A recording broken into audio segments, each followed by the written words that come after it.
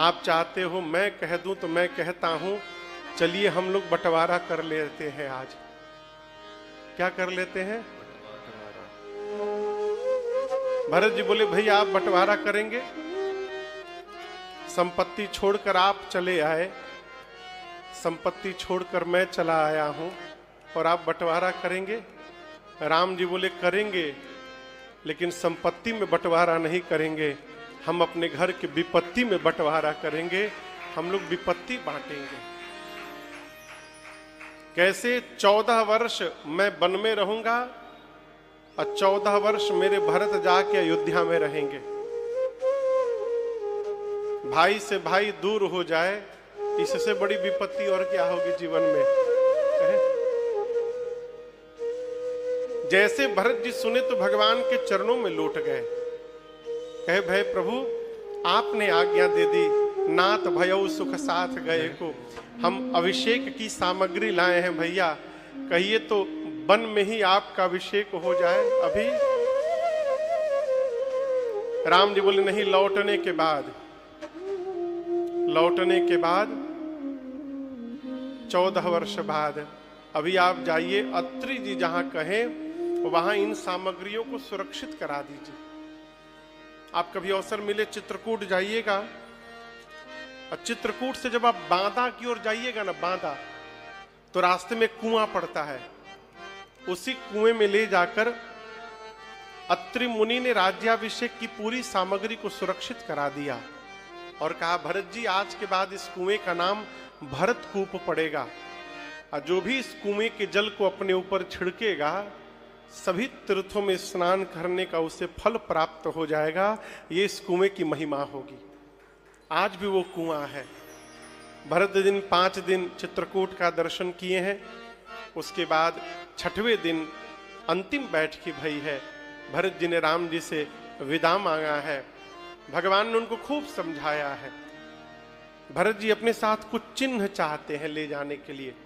यहां पर राम जी ने अपने आप को ही पादुका के रूप में परिवर्तित करके अब भरत भैया को दिया है। बाबा कहते हैं प्रभु करे कृपा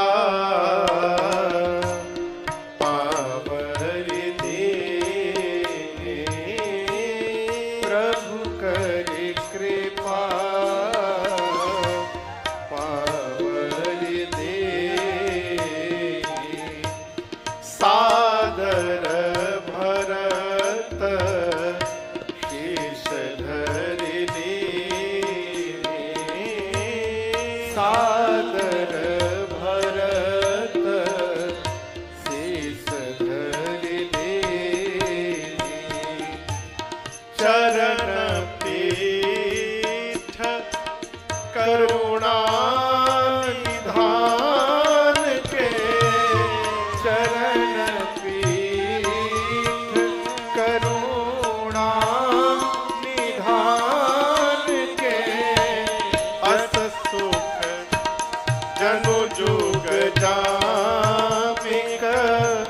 प्रजा प्राण के, जनु युग जामिक प्रजा प्राण के, भरत मुदित अवलंबन हेते, भरत मुदित अवलंबन अस सुख जस सिय राम रहे ते, अस सुख जस सिय राम रहे ते, अस सुख जस सिय राम रहे ते। भरत जी को जैसे राम जी ने पादुकाओं को दिया, भरत भैया ने पादुकाओं को सिर पे धारण कर लिया। उनको ऐसा प्रतीत हुआ कि मानो पादुकाओं के साथ स्वयं श्री सीताराम जी ही वापस अयोध्या जा रहे हों। विदा के समय राम जी ने भरत जी को हृदय से लगाया है। दोनों भाई गले लगकर बहुत रोए हैं। दोनों समाज के लोगों को राम जी ने यथा योग्य दंड प्रणाम करके विदा किया। 9 दिन समय लगा है भरत जी को चित्रकूट से अयोध्या आने में। कितना दिन? 9 दिन। आने के साथ भरत जी ने सबसे पहला जो काम किया, भगवान के पादुकाओं को राज सिंहासन पर रख दिया। जनक जी महाराज 5 दिन राजपाट की व्यवस्था सुदृढ़ कराकर विदा लेकर के गए। शत्रुघ्न भैया को भरत जी ने माताओं की सेवा में लगा दिया और गुरुदेव भगवान से कहे, गुरुदेव भैया मेरे वन में रहेंगे, अब मैं महल में रहूं ये उचित नहीं लग रहा है।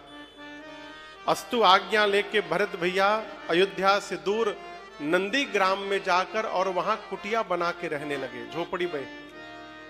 आपको पता है भरत जी धरती पर नहीं सोते थे, गड्ढा खोद के गड्ढे में सोते थे। क्यों? सोचते थे भैया मेरे धरती पर सोते होंगे, मैं सेवक हूं, सेवक को स्वामी से नीचे सोना चाहिए, इसलिए गड्ढा खोद के गड्ढे में सोते थे। नित्य भगवान की पादुकाओं की पूजा करते थे और उनसे आज्ञा मांग मांग कर राजपाट का व्यवहार करते थे। गोस्वामी तुलसीदास जी यहां पर अयोध्या कांड को पूर्ण करते हुए कहते हैं, सिया राम प्रेम पीयूष पूर होत जन्म भरत को मुनि मन अगम जमनियम समरम विषम व्रत आचरत को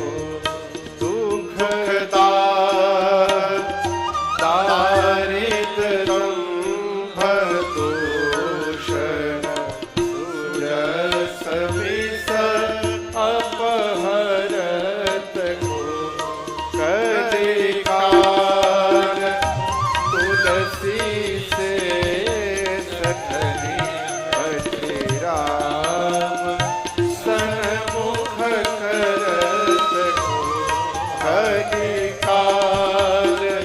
तुलसी से सखनी अति राम सन्मुख करत को अति राम सन्मुख करत को अति राम सन्मुख करत को।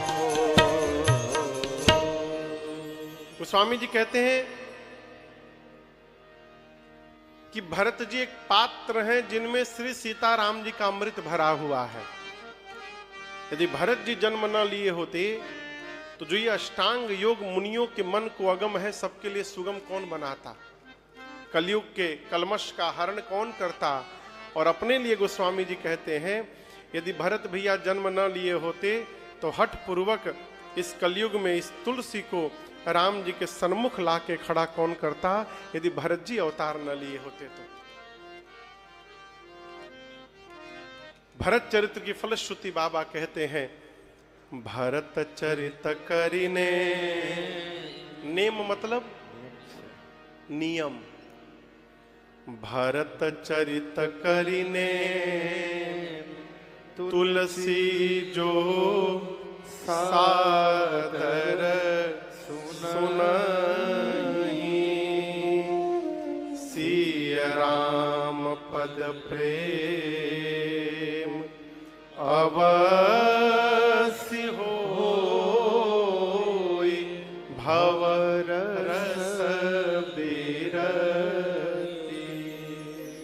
गोस्वामी जी कहते हैं भरत जी के चरित्र को जो नियम से निरंतर श्रवण करेगा उसके जीवन में 2 कार्य अवश्य होंगे। पहला कार्य, कथा सुनते सुनते सीताराम जी के चरणों में प्रेम हो जाएगा और दूसरा भव रस से उपरति प्राप्त हो जाएगी। ये भरत जी के चरित्र की फलश्रुति है। आगे की कथा अरण्य कांड में प्रवेश करती है और मैं आपको बताऊं अरण्य कांड के प्रारंभ में ही एक घटना घटी। एक दिन चित्रकूट में राम जी पुष्प उतार कर पुष्पों का आभूषण बनाए। आभूषण समझते हैं ना, गहना। और गहना बनाकर भगवान ने मां का श्रृंगार किया सीता मैया का। कान के लिए कर्णफूल बनाया, गले के लिए हार बनाई, कमर के लिए करधनी बनाया, बाजूबंद बनाया, कंगन बनाया, पायल बनाई और बनाकर राम जी अपने हाथ से सीतहि पहिराए प्रभु सादर, बैठे फटीक शिला पर सुंदर। राम जी मां का श्रृंगार करके सुंदर अपने हाथों से और इस फटिक शिला पर मां के साथ राम जी बैठ गए। भगवान की इस लीला को पूरा देव समाज देख रहा था। उस भीड़ में देवताओं के राजा इंद्र का एक बेटा है, उसका नाम पता है क्या है? जयंत। क्या नाम है? जयंत। वो भी खड़ा था। जयंत देखकर सोचने लगा कहीं भगवान भी पत्नी सजाते हैं। नहीं नहीं, ये भगवान नहीं हो सकते, मैं पता करूंगा ये कौन है, इनके भुजाओं के बल का पता लगाऊंगा। और मूर्ख जयंत भगवान के भुजा के बल का पता लगाने के लिए कौवा बन के नीचे चला आया, माया का चेहरा बना करके। राम जी मेरी मां को देख रहे हैं। कहो, राम जी किसको देख रहे हैं? मां जयंत को देख रही हैं। जयंत सोच रहा है कि मैं कौवा बन गया हूं, कोई पहचानेगा नहीं मुझे। और सीता मैया माया है, माया के आगे किसी की माया चलती नहीं है। मां को वो जयंत दिख रहा है। मां सोच रही है जयंत कौवा बन के क्यों घूम रहा है आज। अभी मां सोच ही रही थी, तब तक मूर्ख आया और आकर सीता चरण चूचहते भागा, मूढ़ मंदमति कारण कागा। आकर उसने मेरी मां के पांव में चोंच से मार दिया हो, चोंच मार दिया। सीता मैया ने बोला नहीं राम जी से कि प्रभु देखिए जयंत मुझे मार दिया। क्यों नहीं बोला? सीता मैया सोची मैं जगत की मां हूं, इस नाते ये मेरा पुत्र हुआ, यदि प्रभु से बताऊंगी तो प्रभु इसका प्राण ले लेंगे। मां ने जयंत को क्षमा कर दिया। लेकिन चोट से जब रक्त की धारा निकली और उस धारा ने जैसे राम जी के पांव को स्पर्श किया, राम जी जान गए कौन मारा, कब मारा, कैसे मारा, क्यों मारा। भगवान बोले अच्छा जयंत मेरे भुजाओं के बल का पता लगाने आया है, आज इसको पता चलेगा मेरे भुजाओं में कितना बल है। जिस कुशा की चटाई पर राम, कुशा जानते हैं? कुशा घास जैसा लंबा होता है, उसका अगला भाग बहुत नुकीला होता है।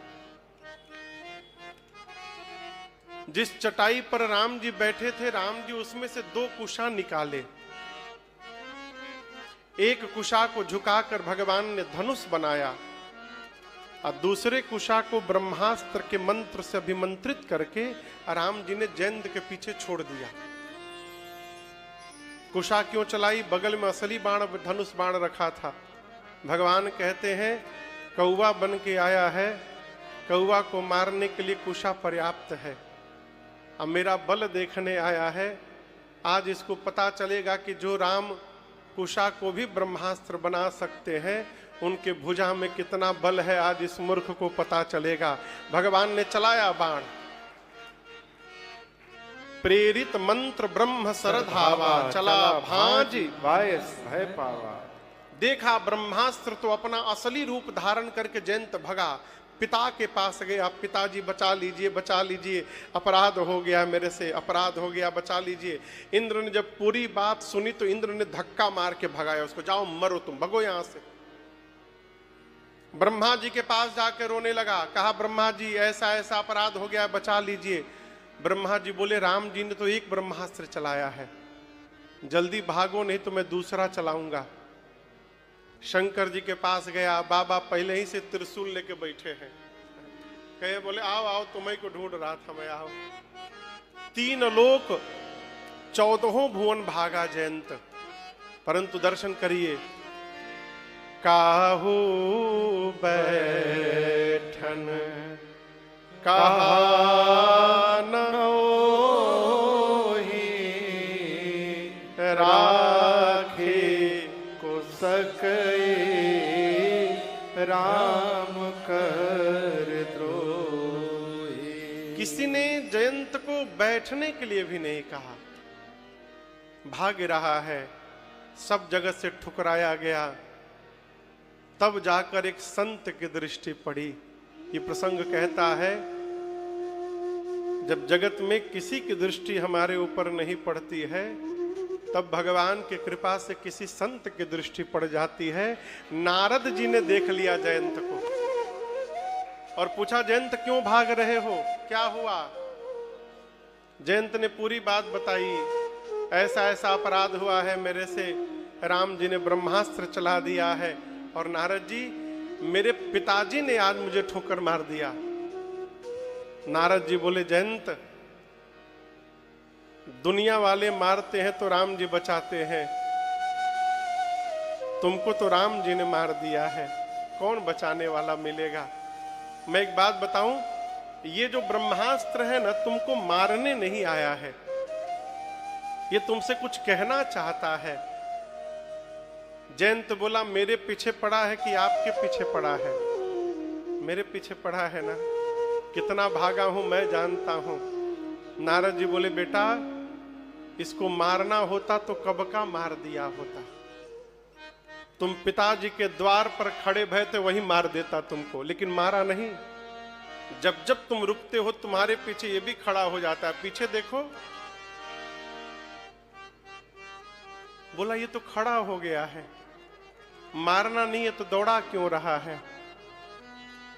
नारद जी बोलिए, तुमसे कहना चाहता है कि संसार में कहीं भी जाओगे बच नहीं पाओगे। यदि बचना चाहते हो तो जिन राम जी ने मुझे तुम्हारे पीछे छोड़ा है, उन्हीं की शरण में लौट कर जाओ, मैं तुम्हारा कुछ नहीं बिगाड़ू। जयंत गया राम जी के पास और जाकर कहने लगा, अगर नाथ देखोगे अवगुण हमारे,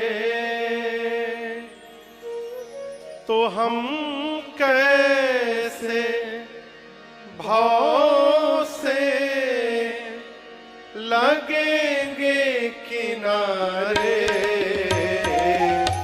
अगर नाथ देखोगे अवगुण हमारे, अगर नाथ लगेंगे किनारे,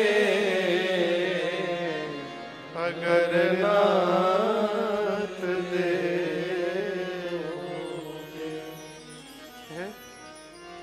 जयंत ने जाकर कहा, प्रभु त्राहि त्राहि दयाल रघुराई, त्राहि माम त्राहि माम। भगवान पूछे, फिर से आ गया तू? क्यों मारा तूने सीता के पांव में?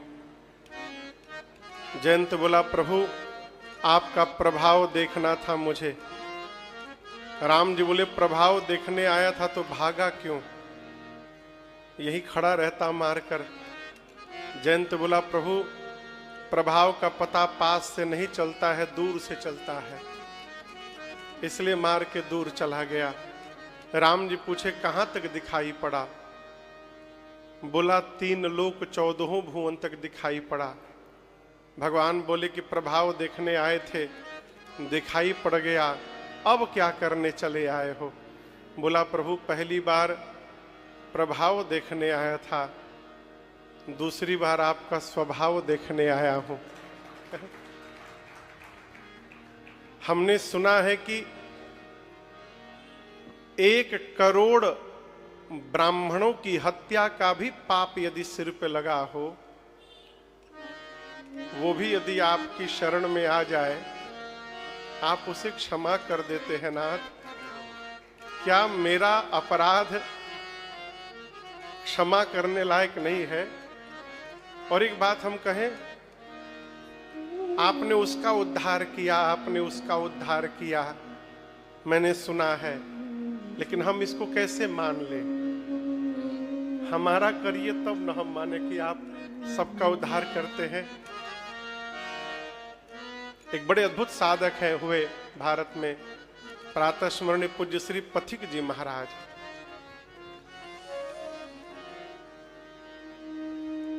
पूज्य सरकार 3 दिनों से प्रार्थना, हम 3 दिन पहले मिले थे तो निवेदन किए कि महाराज ये भजन सुना दीजिएगा। इस भजन को मैं बहुत कम गाता हूं। अभी मैं जैसे आया तो फिर निवेदन किए महाराज ये भजन सुना दीजिएगा। शरणागति भाव का बहुत अद्भुत पद है। करो तो जाने। जयंत क्षमा मांगने लगा। जैसे कहा भगवान ने उसको क्षमा कर दिया। देखिए, सजा दे देना तो सरल है, क्षमा कर देना ये सरल व्यवहार नहीं है। भगवान ने क्षमा किया, उसकी केवल एक आंख निकाल ली। जयंत की आंख क्यों निकाल ली? क्योंकि आगे चलकर ये जगत न कहे कि राम जी के द्वारा छोड़ा गया ब्रह्मास्त्र विफल हो गया। उस अस्त्र की महिमा रखने के लिए भगवान ने उसकी एक आंख केवल निकाली। इस घटना के बाद राम जी सोचे कि चित्रकूट में रहना अब ठीक नहीं होगा, छोड़कर आगे बढ़े। अत्रि मुनि से भगवान मिले हैं। अत्रि मुनि ने राम जी की स्तुति की है। नमामि भक्तवत्सलम कृपालुशील कोमलम भजामि ते पदाम्बुजम अकामिनाम स्वधामदम। स्तुति करने के बाद राम जी थोड़ी देर वहां रुके और विदा लेकर आगे बढ़े। और चलते चलते भगवान एक ऋषि के आश्रम पहुंचे जिनका नाम है सरभंग। क्या नाम है? सरभंग। सरभंग। सर यानी जानते हैं क्या होता है? वो वाला सर नहीं, सर यानी बाण। सर यानी बाण। इनका नाम सरभंग क्यों पड़ा? ये इतना पुण्य अर्जित कर लिए थे साधना से, इंद्र डर गए एक बार, तो इनकी साधना भंग करने के लिए इंद्र ने बाण चला दिया। सरभंग जी एक तिनका उठाकर बाण में मारे और उस तिनके से बाण 2 भाग में कट गया। उस दिन से इनका नाम पड़ गया सरभंग। इतना पुण्यशाली थे, इतने पुण्यशाली कि ब्रह्मलोक से ब्रह्मा जी ने विमान भेजा था कि जाकर सरभंग जी को ले आइए, उनको इंद्र बनाना है। अब किसी को कह दिया जाए कि आपको इंद्र बनना है तो ऐसे नाचने लगेगा। सरभंग जी प्रसन्न हो गए। विमान आया और सुने कि मुझे इंद्र बनना है, ब्रह्मा जी ने बुलावा भेजा है। सरभंग जी विमान पर बैठ गए। अब विमान उड़ने वाला था, तब तक एक दूसरे मुनि आकर सामने खड़े हो गए। बोले सरभंग जी कहां जा रहे हैं और ये विमान कैसा है? बोले ये ब्रह्मलोक से विमान आया है, ब्रह्मा जी ने भेजा है मेरे लिए, मैं इंद्र बनने जा रहा हूं पुण्य के बल से। वो महात्मा मुस्कुराए, बोले आप जा रहे हैं और वो आ रहे हैं। सरभंग जी पूछे कौन आ रहा है? महात्मा ने कहा कि राम जी चित्रकूट से चल दिए हैं और मुझे पता चला है कि आपके कुटिया के सामने से ही राम जी गुजरने वाले हैं, यहीं से राम जी जाने वाले हैं। जैसे सरभंग जी सुने कि राम जी मेरे दरवाजे से गुजरने वाले हैं, सरभंग जी विमान से नीचे कूद पड़े, कूद गए। विमान जो लेकर आए थे उनसे बोले आप लोग वापस जाइए।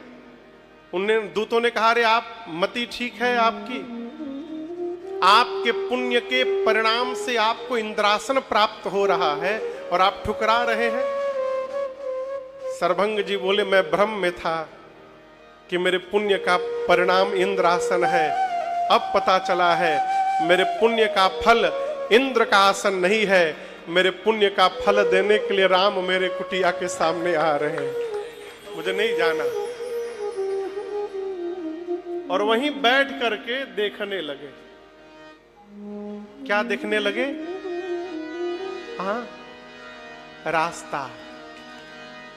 रास्ता आपको बताऊं, जब तक राम जी आए नहीं है, सर्वंग जी सोए नहीं है, न कहीं गए हैं, रास्ते पर ही बैठ गए हैं। राम जी जब आए हैं तो सर्वंग जी बोले हैं राम जी से, प्रभु जात रहे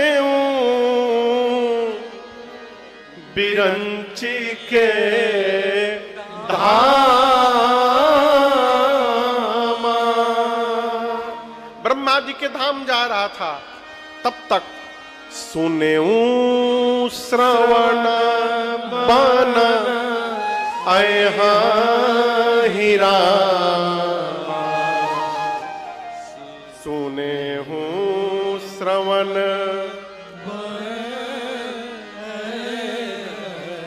सुना कि आप आने वाले हैं। मैं कूद गया प्रभु, और राम जी से उस दिन से अब तक चितवत पंथ रहूं दिन रात।